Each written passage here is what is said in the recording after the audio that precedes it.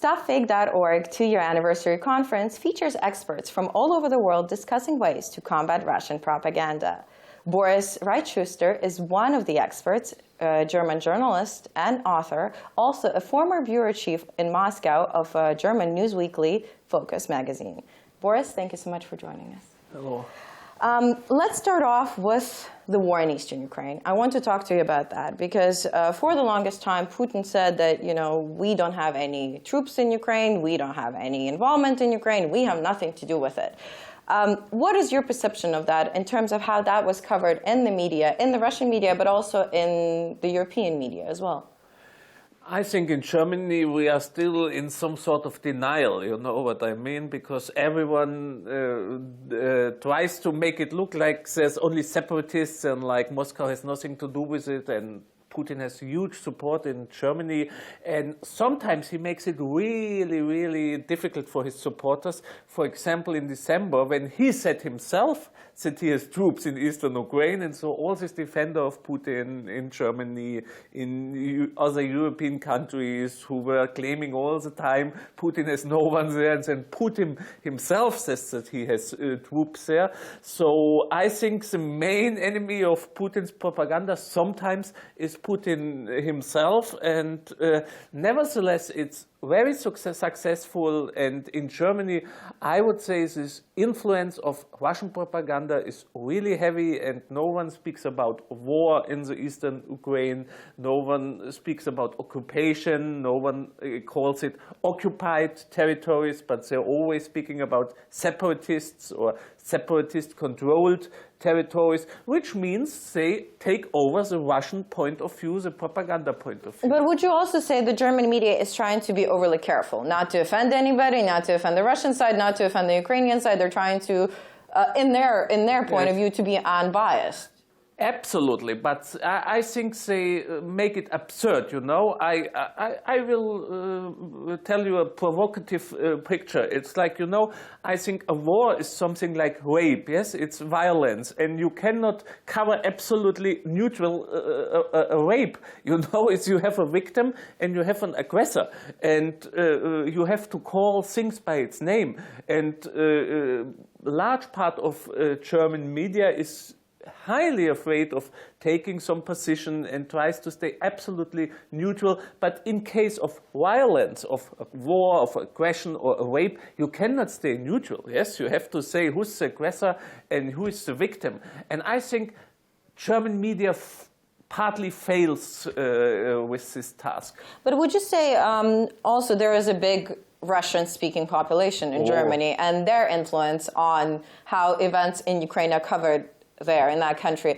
What about their role in how the German media broadcasts the events? I think we have a very special situation in Germany because we have 3 or 4 million Russian-speaking people in Germany, and I think they influence not the media so much, but they influence whole situation, because of course 4 million, so you have huge contacts with the German community, and if you hear from some German people some Russian propaganda position, it's regularly you hear, oh, my friend or my colleague or my friend from the sports club or from the school of my children, and it's the way Russian propaganda spreads into German community, because these people, they watch Russian TV, they are brainwashed. Partly, not everyone, of course, partly brainwashed by Russian television, and of course this spreads into the society. Germany was almost involved in a scandal when it came to Russian propaganda recently. We heard about a violent sexual assault of a girl that ended up being a completely falsely fabricated story.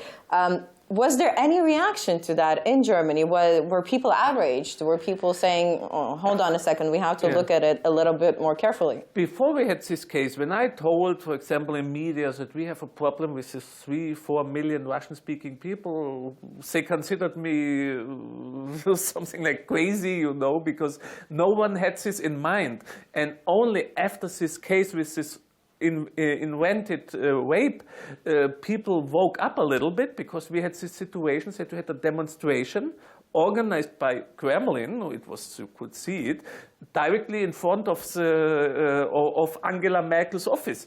And it was absolutely new in Germany. And so this case with this Lisa and this invented rape, it became some kind of waking call. Yes, on the one hand, of course, you had some activization between the Putin supporters and Russian-speaking Germans. But on the other hand, I would say that German politics, media, and society, they woke up, and it's quite a pervert game. You know why? Because many of these Russian-speaking people are well integrated,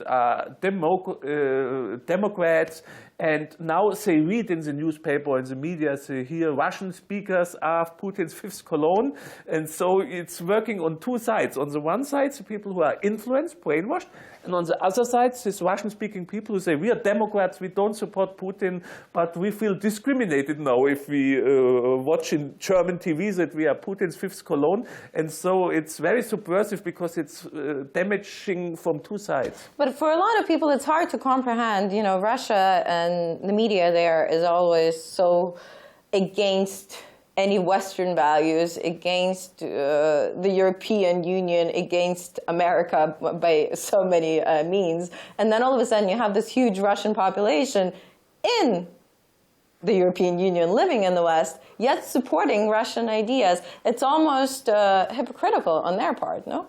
It's almost hypocritical, but on the other side, I'm really shocked because I've been living in Moscow for 16 years and now I'm back to Germany 3 years. And you know, sometimes I have the impression that the so-called denazification was not so successful as I ever believed or as I've been told, because obviously some quite huge part of the population has some desire to have a strong leader, authoritarian leader, and it's terrifying me, you know, this support for Putin and for authoritarian rule, and it's really terrifying. And I think one very important factor is also a very deep anti-Americanism, yes? So people are so against everything what's from America that they are ready to support anyone, even Putin. So would you say the Germans share the sentiment with the Russians anti-America? Partly, of course, thanks God, only partly, yes. So I hope still that the majority are deeply convinced Democrats, but it's terrifying how many people support Putin. From what we know and what's been reported in the media, you know, Putin is financing a lot of far-right ideas, not only in the European Union, but also in the countries of the former former communist bloc. We know about the Czech Republic. We know about even Poland now with the influence there. What would you say is the biggest threat right now from Putin facing Europe and European values? I think the main task and the main problem is that we are not ready, that we became ourselves so weak that we are now vulnerable, you know, because I wrote my new book now, Putin's Covert War, and it was even for me, it was new that nearly everything Putin does now, it's not new, but it's already done by KGB, by Stasi, and of course he made some innovations, he made an update of Stasi and KGB work, but it's not absolutely new.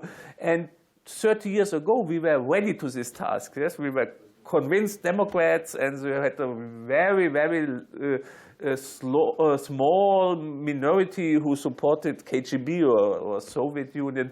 But now I think we are not standing enough for our values ourselves. Yes, so we became some sort of superficial, and we think that peace and democracy and rule of law, it's something it's your birthright, and you don't have to fight for it, you know. And so his tactics evolved, but did the counter-efforts evolve as well? Do you think the world or the international community knows how to counter-effort Russian propaganda? Do we know at this point what to do? No, I think we do not know what to do, and we are like someone who is drunken and has been beaten and is just switching to all sides. And I think that's really a big problem. And I know everyone says we are open society, we have rule of law, we have pluralism and freedom of opinion, and so we will be stronger. But I'm not so convinced on this, to be honest. I think it sounds a little bit like praying, and not like something you're convinced, because you have to understand that just by being open, you won't defend yourself against the propaganda war. You also have to fight, not with propaganda, but you have to fight with the truth, with standing for the truth, with being convinced and being powerful. And we are like sheep, We're like sheep staring on the wolf and saying, no, but we are open, and so we will win. So what would you say would be your advice to Ukrainians at this point right now, to not only the Ukrainian media, but also to the Ukrainian government, in how to combat what Putin is doing in the European Union, but also around the globe? Unfortunately, I think that you can rely only on yourself. So if you will rely on support of Germany or EU, you will be lost, because I think they are too weak to supply you in reality. And I think one of the main mistakes now from the Ukrainian side is that you don't call things by its name. Yes, you are still not talking about an invasion. You are still not talking about occupation. You are still not talking about war, and that makes it difficult for the people who support Ukraine, for example, in Germany, because if I tell them that Putin has begun a war, that he occupied east of Ukraine, they easily can tell me, you are saying this, but even Ukrainian government doesn't say it. So Ukraine makes it very hard for its supporters to tell the truth. If many Ukrainian politicals themselves stay in some kind of denial, yes, and it's still, you still call it anti-terror operation. It's not terror, or things call it anti-state terror operation. So I think you should face the truth. Yes. Mr. Reitschuster, thank you so much for joining us today. Thank you. Boris Reitschuster, a German author and journalist, a former Moscow bureau chief of Focus magazine, joined us for a discussion on ways to combat Russian propaganda. Thank you for watching Ukraine Today. I'm Julia Sotska. Now back to the news.